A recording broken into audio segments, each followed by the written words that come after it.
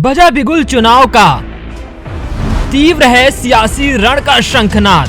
सियासी कुरुक्षेत्र की मिट्टी भी है अब जंग को तैयार। होगी यूपी के अस्तित्व के लिए कटाक्ष के तीरों की बौछार। हम बताएंगे किसकी होगी जीत और किसकी होगी हार। तो सी न्यूज भारत पर जुड़े यूपी विधानसभा चुनाव की महा कवरेज से। नमस्कार, स्वागत है आपका सी न्यूज भारत में। मैं हूं आपके साथ वैष्णवी। वक्त हो चला है न्यूज आवर का। तीसरे चरण के मतदान से पहले योगी आदित्यनाथ एक सप्ताह में दूसरी बार जनसभा को संबोधित करने कानपुर देहात की सिकंदरा विधानसभा पहुंचे। कानपुर देहात सिकंदरा विधानसभा सीट से बीजेपी प्रत्याशी अजीतपाल सिंह के लिए वोटों की अपील करने पहुंचे यूपी के सीएम ने राजपुर ने जनसभा को संबोधित किया और तीसरे चरण के प्रचार में सीएम योगी आदित्यनाथ ने जमकर विपक्ष पर निशाना भी साधा। वहीं योगी आदित्यनाथ ने प्रदेश में माफियाओं पर तंज कसते हुए कहा कि यहाँ क्या ही बदला है, कैराना हो या रामपुर या फिर मऊ, वही माफिया फिर से एक बार जनता के सिर चढ़कर जनता को धमकाने का काम कर रहे हैं।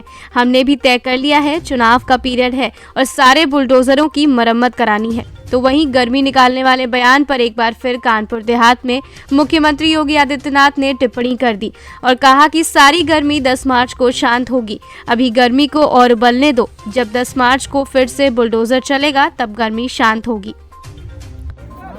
और उन पीढ़ियों को बीते चलते चलते कितनी पीढ़ियां केवल एक आस लगा करके, एक ही आस थी, अपने प्रभु के भव्य मंदिर के निर्माण के कार्य को देख लें। लेकिन हमारी पीढ़ी सौभाग्यशाली है, क्या भगवान राम के भव्य मंदिर के निर्माण कार्य को हम सब अपनी आंखों से देख रहे हैं।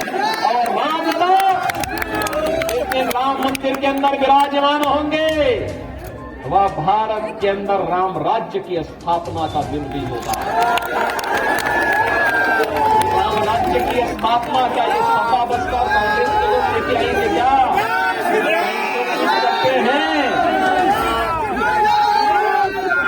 ये लोग तो माफिया राज का समर्थन करते हैं, ये लोग गुंडा राज का समर्थन करते हैं, ये लोग पेशेवर माफिया और अपराधियों के साथ हैं और वही सोचते हैं।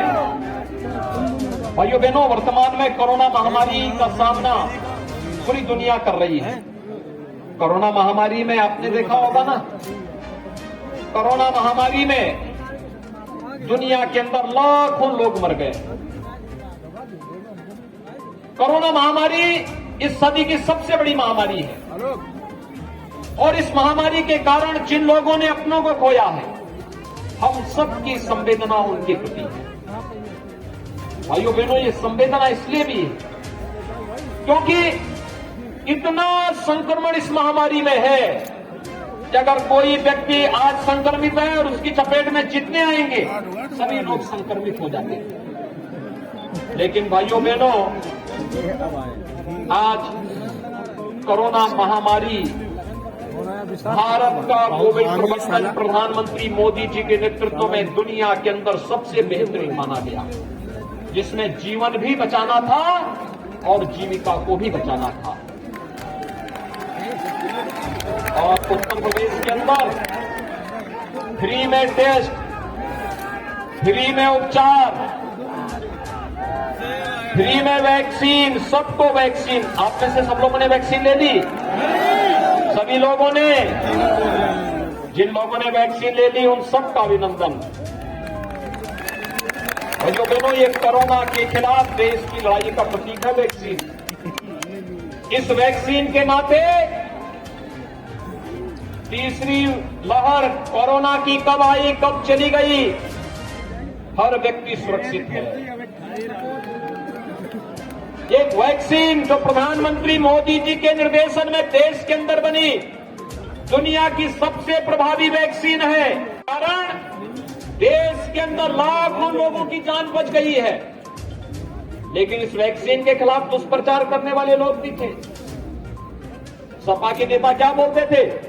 कहते थे ये मोदी वैक्सीन है, ये बीजेपी वैक्सीन है, नहीं लेंगे। दुष्प्रचार करते थे। और आज बताने की आवश्यकता है, मोदी वैक्सीन ने ही जान बचाया है और जो जान बचाता है वह बड़ा होता है, जान लेने वाले से बड़ा होता है।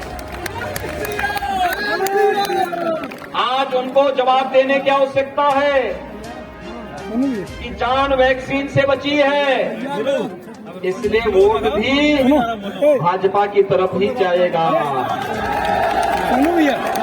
अच्छा मुझे बताओ, ये सपा बसपा कांग्रेस के नेता कोरोना में कोई हालचाल पूछने के लिए आया था क्या? उनके अंदर उनके पास फुर्सत ही नहीं रही होगी, फुर्सत ही नहीं रही होगी वो आ सके।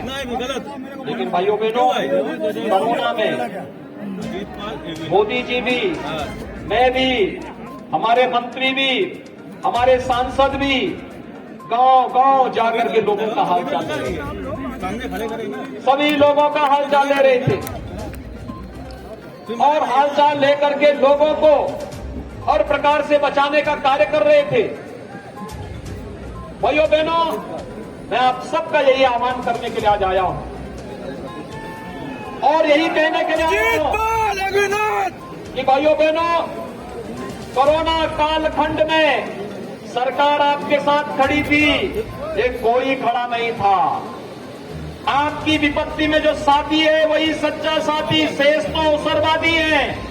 और इसलिए भाइयों बहनों, मेरी आप सबसे अपील होगी, क्या आज हम लोगों ने सिकंदरा से भारतीय जनता पार्टी के प्रत्याशी यहां पर अजीत पाल को आपके बीच में उतारा है। भाइयों बहनों, अजीत पाल एक पढ़े लिखे जुझारू नौजवान हैं और इन्होंने बहुत अच्छे ढंग से यहां के विकास के लिए कार्य किया है। और मैं इसके साथ ये भी बोलना चाहता हूं, बंजारा समाज की भी एक बड़ी समस्या हमारे सामने आई है और मैं उन सबको आश्वस्त करना चाहता हूं। बंजारा समाज हो या धनगढ़ समाज, इन सब की समस्या का समाधान सरकार की प्राथमिकता में है। और हर भर्ती विवादित हो जाती थी, अभी भी भाइयों बहनों वही हवा है, वही सपा है, कुछ भी बदला नहीं है। वही माफिया, वही अपराधी, केराना में भी वही प्रत्याशी और मऊ में भी इनका वही प्रत्याशी। बदला क्या है? कुछ भी तो नहीं बदला है। केराना हो या रामपुर या फिर मऊ, वही माफिया एक बार फिर से सिर चढ़ करके जनता को धमकाने का काम कर रहे हैं। हमने भी तय कर लिया है, चुनाव का पीरियड है, मैंने कहा ये सारे बुलडोजर को इस समय मरम्मत करा लो। 10 ये सारी गर्मी 10 मार्च के बाद सब शांत होगी। अभी इस गर्मी को थोड़ा उबलने दो, थोड़ा और उबलने दो।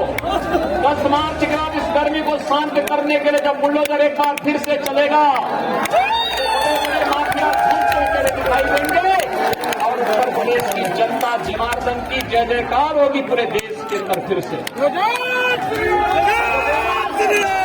ये पहचान का संकट पैदा करने वाले लोग हैं,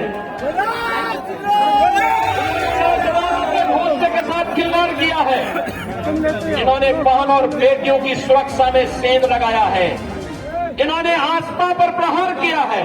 जरा सोचो, क्या राम मंदिर का निर्माण क्या ये सपा बसपा और कांग्रेस के लोग कराएंगे क्या? आखिर हमने तो जो कहा था 2017 में और उपचुनाव में भी आया था जीतपाल के, और मैंने तब भी कहा था रामलला हम आएंगे मंदिर में। जब सोच करके दिखाया ना, आज तो अयोध्या में भगवान राम का भव्य मंदिर बन रहा है ना, भव्य मंदिर बन रहा है ना, इतना ऊंचा मंदिर बन रहा है। भाइयों बहनों, बड़ी बड़ी इमारतें उनके सामने फीकी पड़ जाएंगी। भारत के गौरव का मंदिर बन रहा है। प्रधानमंत्री मोदी जी ने 5 अगस्त 2020 को शिलान्यास कर दिया है। नींव पूरी हो गई, नींव के ऊपर अब पत्थर रखे जा रहे हैं और 2023 के अंत में आप देखेंगे भव्य भगवान राम का मंदिर। 500 वर्षों की साधना, 500 वर्षों की साधना आज हमारी साधना हमारी पूरी हो रही है। और भाइयों बहनों, उस साधना को पूरा होने होते कितनी पीढ़ियां भी। सभी लोग सहमत हैं? 20 फरवरी को चुनाव होंगे, पहला क्या काम होगा? पहला मतदान, फिर जलपान। पहले मतदान, सभी लोग अजीत पाल को भारी बहुमत से विजयी बनाएंगे। दोनों हाथ ला करके मुझे आश्वासन करके बताइए, दोनों हाथ ला करके बताइए, भारी बहुमत से। भारत माता की, भारत माता की, भारत माता की। कानपुर देहात से सी न्यूज संवाददाता दीपक श्रीवास्तव की रिपोर्ट। फिलहाल इस खबर में इतना ही। देश दुनिया की तमाम खबरों को देखने के लिए बने रहे सी न्यूज भारत के साथ।